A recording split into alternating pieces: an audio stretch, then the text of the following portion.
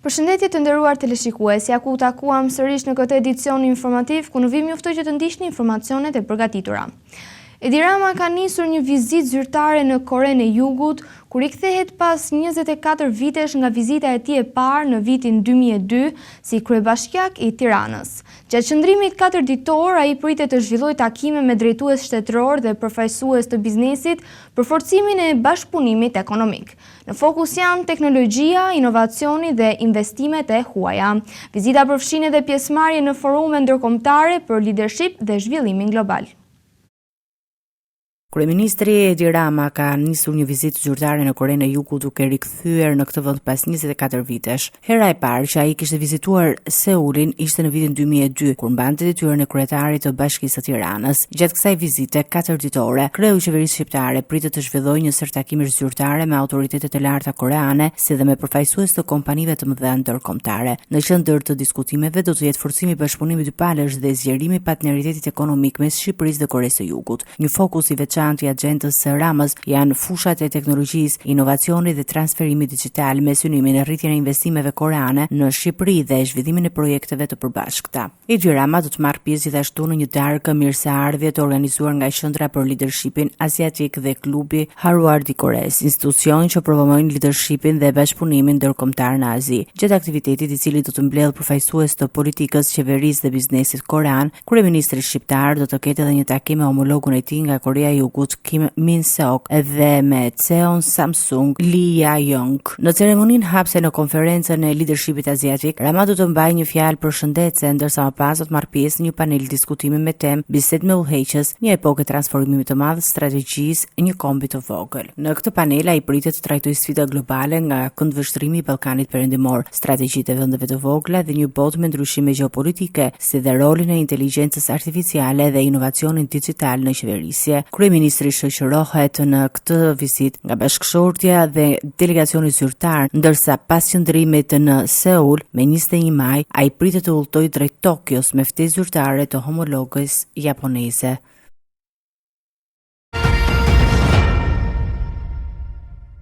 Sali Berisha ka akuzuar ish-kreun e SPAK Altin Dumanin se ka fshirë pronësinë e një vile.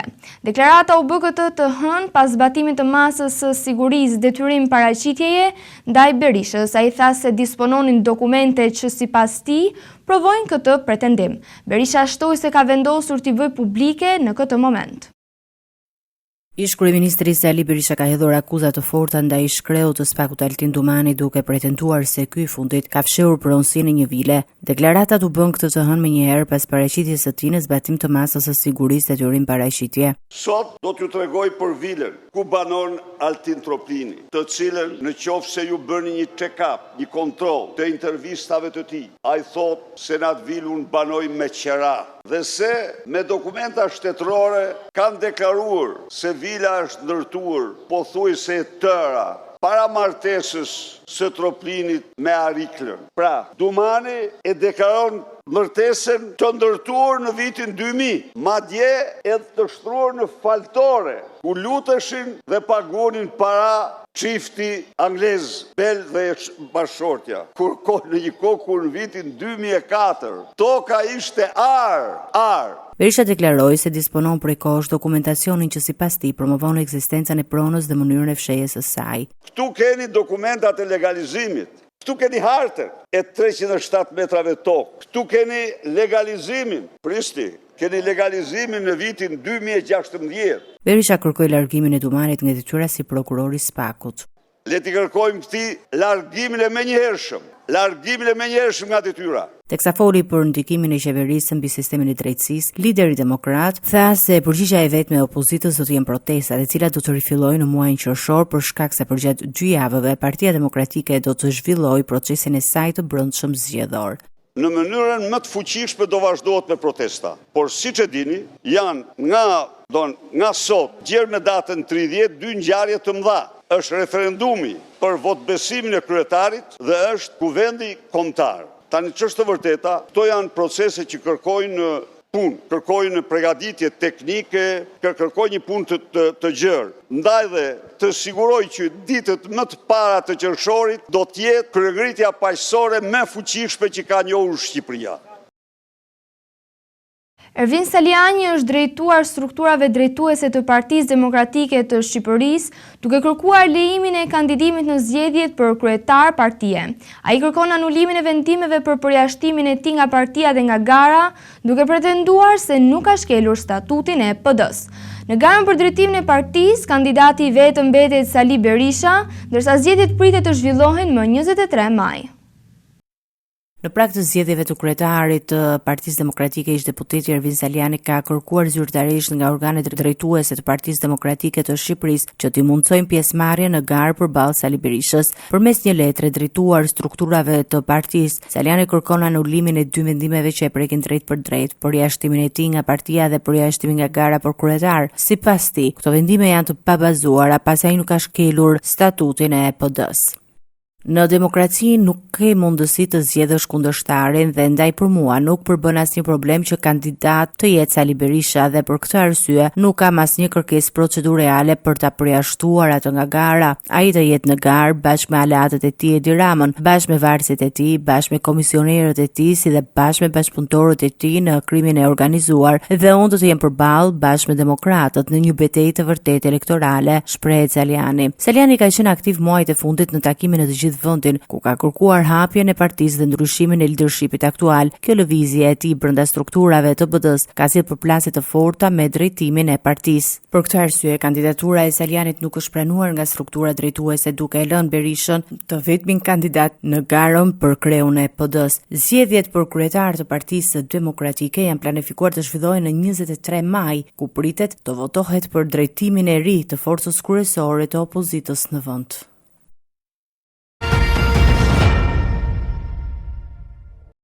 Ambasadori i prezencës së OSBE-s në Shqipëri, Mikel Taran, ka përshëndetur masat e ndërmarra nga Policia e Shtetit për sigurinë e gazetarëve. Ai vlerësoi krijimin e një pike kontakti për trajtimin e rasteve që prekin profesionistët e medias. Megjithatë, Taran theksoi se sfidat ndaj lirisë së medias në Shqipëri mbeten serioze dhe kërkojnë vëmendje të vazhdueshme. Ambasadori i prezencës së OSBE-s në Shqipëri, Mikel Taran, ka vlerësuar hapat e ndërmarra nga Policia e Shtetit për rritjen e sigurisë së gazetarëve, duke cilësuar krijimin e një pike kontakti të posaçëm si një zhvillim pozitiv për mbrojtjen e profesionistëve të medias në vend. Në deklaratën e tij, Taran theksoi se ngritja e kësaj strukture së bashku me ndryshimet ligjore të ndërmarra përfaqësoi një hap të rëndësishëm drejt forcimit të mekanizmave mbrojtës për gazetarët dhe trajtimin më efektiv të rasteve që lidhen me cënimin e sigurisë së tyre. Drejtoria e përgjithshme Policisë së Shtetit ka krijuar një pikë kontakti për sigurinë e gazetarëve, e cila së bashku me disa ndryshime ligjore përfaqësoi një hap të rëndësishëm drejt forcimit të mbrojtjes së profesionistëve të medias. Drejtoria e përgjithshme e Policisë së Shtetit ka krijuar një pikë kontakti për sigurinë e gazetarëve, e cila së bashku me disa ndryshime ligjore përfaqësoi një hap të rëndësishëm drejt forcimit të mbrojtjes së profesionistëve të medias. Do të nxjisë avijimin e vëmendjes së afërt së bashku me autoritetet përkatëse për të garantuar ndjekje të shpejtë dhe efektive të gjitha rasteve që prekin gazetarët. Megjithatë, Mikel Taran nënvizoi se liria e medias në Shqipëri vijon të përballet me sfida të shumta. Ai përmendi problematikat kryesore, sigurinë e gazetarëve, presionet ekonomike ndaj mediave të pavarura, si dhe fushata e intimidimit dhe denigrimit në internet. Sfida ndaj lirisë së medias në Shqipëri mbetet dhe kërkon vëmendje të vazhdueshme. Këto përfshin shqetësimet që lidhen me sigurinë e gazetarëve, presionet ekonomike që ndikojnë në qëndrueshmërinë e mediave, si dhe intimidimin dhe fushatat denigruese në internet. Nevojiten gjithashtu përpjekje të mëtejshme për të forcuar transparencën, pavarësinë editoriale dhe zbatim të qëndrueshëm të mbrojtjeve ligjore, duke mbështetur njëkohësisht kushtet që u mundsojnë gazetarëve të respektojnë standarde të më të larta profesionale, etike dhe të raportimit të pandshëm. Angazhimi konstruktiv i vazhdueshëm i të gjitha aktorëve do të jetë thelbësore për adresimin e këtyre çështjeve në përputhje me angazhimet demokratike të Shqipërisë dhe standardet ndërkombëtare. Në përfundim, ambasadori garantoi se prezenca e OSBE-s në Shqipëri do të vazhdojë të mbështesë përpjekjet për ndërtimin e mjedisi më të fortë, më të sigurt dhe më të pavarur në vend. Policia ka zbardhur dinamikën e plagosjes së efektivit Angelo Kumaraku, i cili mbetet i plagosur me armë zjarri mesnatën e së dielës në Shkoz. Sipas hetimeve, objektivi i atentatit ka qenë Kedi Spaja, fqinje e efektivit dhe person në masën arrest në shtëpi. Për ngjarjen janë shpallur në kërkim 2 vëllezër, Aldo dhe Ali Lika, ndërsa Kumaraku është pezulluar nga detyra dhe ndaj tij ka nisur hetim disiplinor. Policia dhe Agjencia e Mbikëqyrjes Policore po vijojnë hetimet për dokumentin e plot të ngjarjes. Policia e Tiranës ka zbardhur detajet e reja nga plagosja me armë zjarri e efektivit Angelo Kumaraku, ngjarje ndodhur pak pas mesnatës së dielës në zonën e Shkozës. Sipas hetimeve paraprake, 30 vjeçari, i cili në momentin e ngjarjes ndodhej jashtë shërbimit, ka qenë pranë banesës së tij në shoqërinë e fqinjit Kejdi Spaja dhe një shtetasi tjetër. Spaja rezulton personën masën e sigurisë arrest në shtëpi, të vendosur nga gjykata për veprën penale të armbajtjes pa leje. Nga hetimet ka rezultuar se 2 vëllezërit, Aldo dhe Ali Lika, kanë qelluar me armë zjarri nga automjeti i tyre në drejtim të Kejdi Spajës, i cili dyshohet se ishte objektivi i atentatit. Gjatë shtonave, efektivi i policisë Angelo Kumaraku është plagosur aksidentalisht në këmbë dhe është transportuar për ndihmë mjekësore dhe aktualisht ndodhet jashtë rrezikut për jetën. Në vijim të veprimtarisë hetimore, policia ka arrestuar Kejdi Spajën për thyerje të masës së sigurisë arrest në shtëpi, pasi në momentin e atentatit ai ndodhej jashtë banesës në kundërshtim me vendimin e gjykatës, ndërkohë Aldo dhe Ali Lika janë shpallur në kërkim për veprën penale të vrasjes së mbetur në tentativë. Strukturat policore po vijojnë kontrollet për lokalizimin dhe arrestimin e tyre. Pas ngjarjes, drejtoria e policisë ka vendosur pezullimin e menjëhershëm nga detyrat të efektivit Angelo Kumaraku, ndaj tij ka nisur dhe një hetim disiplinor për shkelje të rënd disiplinore, pasi sipas autoriteteve ai shoqëroi me një person që kishte thyer masën e sigurisë dhe nuk ishte njoftuar shërbimet e policisë apo e prorëve për këtë situatë. Policia bën me dije se hetimet po zhvillohen në bashkëpunim me prokurinë dhe Agjencinë e Mbikëqyrjes Policore me qëllim dokumentimin e plotë të ngjarjes, identifikimin e të gjitha rrethanave dhe përgjegjësive ligjore të personave të përfshirë. Materialet procedurale janë referuar prokurisë për veprimet më tejshme hetimore. Ilir Meta i ka drejtuar një letër kreu të SPAK Klodian Braho, ku kërkon publikimin e përgjigjes së autoriteteve amerikane për çështjen e lobimit të ish-LSI-s në Washington. Meta pretendon se një shtyrje tjetër e publikimit të informacionit do të cënonte mbrojtjen e tij ligjore në procesin gjyqësor. Kreu i Partisë së Lirisë këmbëngul se kontrata e lobimit ka qenë në përputhje me ligjet shqiptare dhe ato amerikane.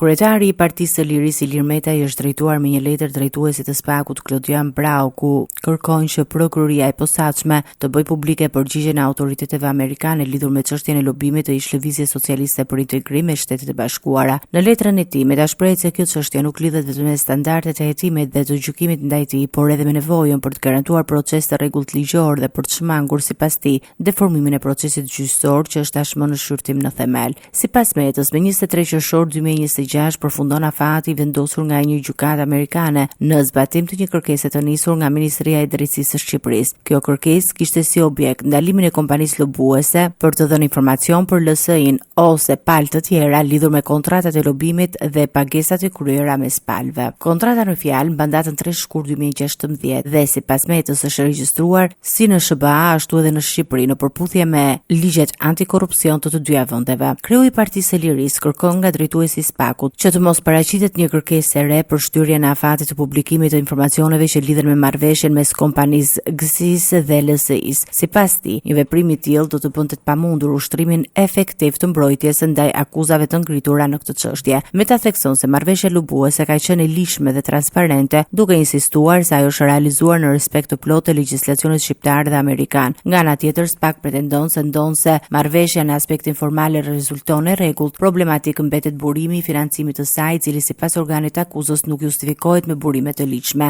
Çështja e lobimit të ish-LSI-s në SBA është një nga dosjet me të cilat Ilir Meta po përballet me hetime edhe proces gjyqësor, ndërsa debati mes palëve vijon të përqendrohet tek transparenca financiare dhe procedurat ligjore të ndjekura në lidhje me kontratën e lobimit. Gjykata e posaçme kundër korrupsionit dhe krimit të organizuar ka rrëzuar kërkesën e ish-kreut të autoritetit rrugor shqiptar Gentian Gjyri dhe ish-drejtuesit të Keshit Erald Delezi për zbutjen e masës së sigurisë. Në të njëjtën kohë, gjykata pranoi kërkesën e SPAK për zgjatjen me 3 muaj të hetimeve për çështjen e tunelit të Llogaras. Të dy zyrtarët, së bashku me ish-zëvendës kryeministren Belinda Balluku, akuzohen për shkelje në procedurat e tenderit publik. Gjykata e posaçme kundër korrupsionit dhe krimit të organizuar ka rrëzuar kërkesën e ish-drejtuesit të autoritetit rrugor shqiptar, Gentian Gjyli dhe ish-drejtuesit të Keshit, Eral Delezi, të cilët kërkonin lehtësim të masës së sigurisë arrest shtëpie. Të dytë pandehurit argumentuan para gjykatës se afati 6 mujor i hetimeve për çështjen e tenderit të tunelit të Llogaras ishte drejt përfundimit dhe se duhet të rishikojë masa e sigurisë ndaj tyre. Megjithatë, kërkesa e tyre nuk u pranua nga GJKK-ja. Në të njëjtën seancë pa kërkoi dhe mori miratimin për zgjatjen e afateve të hetimit dhe me 3 muaj të tjerë kërkesë që u pranua nga gjykata. Çështja lidhet me procedurat e tenderit për ndërtimin e tunelit Llogaras, një nga projektet më të mëdha infrastrukturore në vend. Sipas hetimeve të SPAK-ut, në këtë dosje janë të përfshira disa zyrtarë të lartë dhe anëtarë të komisioneve të prokurimit publik. Mes të pandehurve ndodhet dhe ish zëvendës kryeministrja dhe ish ministra e infrastrukturës dhe energjisë Belinda Balluku, ndaj së cilës janë vendosur masa sigurie, ndalimi daljes jashtë shtetit dhe pezullim nga detyra. Ajo i ka kundërshtuar këto masa në gjykatën e lartë. SPAK e akuzon Ballukun se në cilësinë e ministres përgjegjëse për infrastrukturën ka ndjekur dhe orientuar procedurën e prokurimit publik në të gjitha fazat, nga përgatitja e dokumentacionit deri në lidhjen e kontratës me fituesit. Në të njëjtën dosje janë marrë pandehur dhe antar të Komisionit të Vlerësimit të Ofertave, përfshirë Elvis Berberi, Jetmira Dervishin dhe Mirzeta Kashnicën, të cilët akuzohen për bashkëpunim në procesin e prokurimit. Sipas SPAK, fituesit të tenderit janë shpadhur 2 kompani turke me një vlerë kontrate që ka rreth 170 milionë euro pa TVSH. Hetimet për çështjen vijojnë ndërsa organi i akuzës pritet të thellojë verifikimet për zgjatjen e afatit hetimor. Arben Ahmetaj do të përballet me një tjetër shtyrje të seancës paraprake në çështjen e inceneratorit të Elbasanit, pasi gjykata nuk ka marrë ende përgjigje nga të pandehurit në mungesë për njoftimin e procesit. Seanca e radhës është caktuar me 15 qershor, ku edhe çështja lidhet me një nga dosjet më të mëdha të hetuara nga SPAK, ku Ahmetaj akuzohet për korrupsion, pastrim parash dhe fshehje pasurie. Seanca paraprake për ish zëvendës kryeministrin Arben Ahmetaj në kuadër të fraksionit të dosjes së inceneratorit të Elbasanit është shtyrë për herë të parë nga gjykata e posaçme. Shkak për shtyrje është bërë mungesa e përgjigjes nga të pandehurit për mungesë të cilët ende nuk kanë konfirmuar marrjen dieni për zhvillimin e procesit gjyqësor. Për këtë arsye, gjykata ka urdhëruar rishpërndarjen e njoftimit në adresat përkatëse të akuzuarve. Seanca e radhës është caktuar me datë 15 qershor, ku pritet verifikohet nëse janë plotësuar kushtet procedurale për vijimin e gjykimit paraprak. Arben Ahmetaj ndodhet në kërkim dhe nuk është i pranishëm në proces, ndërsa i përballet me një sër akuzash të ngritura nga SPAK. Sipas SPAK-ut, ish zëvendës kryeministri akuzohet për korrupsion pasiv në disa episode, pastrim parash në bashkëpunim dhe fshehje apo mosdeklarim pasurie në raste të tjera. Në dosjen hetimore përfshihen edhe akuza për përfitime të paligjshme financiare, ku përmendet një shumë rreth 93.500 euro i shpenzuar në një kazino në Maltë në vitin 2019, e cila sipas hetimeve nuk është deklaruar pranë ILDKP-s. Hetimet e SPAK-ut e lidhin Ahmetaj si një nga figurat qendrore në procesin e ngritjes së inceneratorëve, duke e konsideruar si propozues dhe mbështetës të projektit në qeveri, si dhe në lidhje me biznesmenin Klodian Zoto dhe Mirel Mërtyri. Sipas organit të akuzës, këta të fundit dyshohet se kanë përfituar kontrata publike dhe kanë korruptuar zyrtarë të lartë, përfshirë Ahmetajin, ndërsa në disa raste ai dyshohet se ka përfituar rreth 700.000 euro në formë rishfeti. Në të njëjtën dosje janë dërguar në gjykim dhe 10 persona të tjerë, përfshirë ish bashkëshorten dhe bashkëjetuesen e tij, të cilët akuzohen për pastrim parash dhe fshehje pasurie.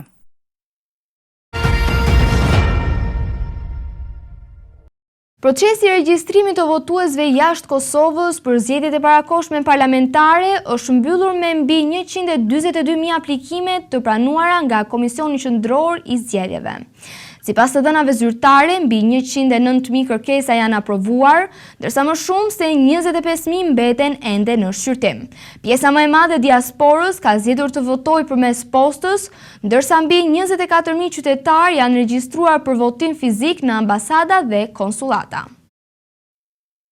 Komisioni Qendror i Zgjedhjeve të Kosovës ka përmbyllur procesin e regjistrimit të votuesve nga diaspora për zgjedhjet e parakohshme parlamentare pas një periudhe aplikimi që nisi me 6 maj. Sipas të dhënave zyrtare të publikuara nga KQZ, gjatë kësaj kohe janë pranuar mbi 142.000 kërkesa për regjistrim përmes platformës elektronike. Në këto aplikime mbi 109.000 janë aprovuar, ndërsa më shumë se 25.000 kërkesa vazhdojnë të jenë në proces shqyrtimi ka autoritetet zgjedhore. Institucioni zgjedhor po vijon verifikimet përfundimtare të të dokumentacionit dhe të dhënave të aplikuesve përpara publikimit të listës finale të votuesve jashtë vendit. Sipas statistikave të KQZ-s, forma më e preferuar e votimit për qytetarët e Kosovës që jetojnë jashtë vendit mbetet votimi përmes postës. Ky mekanizëm vazhdon të shihet si alternativa më e lehtë për diasporën kosovare, e cila në zgjedhjet e fundit ka pasur një pjesëmarrje në rritje. Ndërkohë, mbi 24.000 qytetarë janë regjistruar për të votuar fizikisht në përfaqësitë diplomatike të Kosovës, përfshirë ambasadat dhe konsultat në vende të ndryshme të botës. Në bazë të ligjit, për zgjedhjet e përgjithshme, procesi i votimit jashtë Kosovës do të organizohet përpara ditës zyrtare të zgjedhjeve në vend. Votimi përmes postës pritet të nisë me 25 maj dhe do të zgjasë deri në 6 qershor. Gjatë kësaj periudhe, qytetarët e regjistruar do të mund të dërgojnë fletvotimet e tyre nga shtetet ku jetojnë drejt Kosovës, ndërsa votimi fizik në ambasadë dhe konsulta do të mbahet me 6 qershor. Megjithatë, Komisioni Qendror i Zgjedhjeve ka bërë të ditur se do të rishikojë listën përfundimtare të përfaqësuesve diplomatik ku do të zhvillohet procesi zgjedhor. Sipas rregullave në fuqi, në rastet kur numri i votuesve të regjistruar në një ambasadë ose konsulat është më i vogël se 50 persona, votimi fizik nuk do të organizohet. Në këtë rast, qytetarët e regjistruar do të kalojnë automatikisht në kategorinë e votimit përmes postës. Autoritetet zgjedhore në Kosovë e konsiderojnë pjesëmarrjen e diasporës një element të rëndësishëm të procesit demokratik, ndërsa interesimi i lartë për regjistrim shihet si tregues i përfshirjes së vazhdueshme të qytetarëve që jetojnë jashtë vendit në zhvillimin e politikës të Kosovës.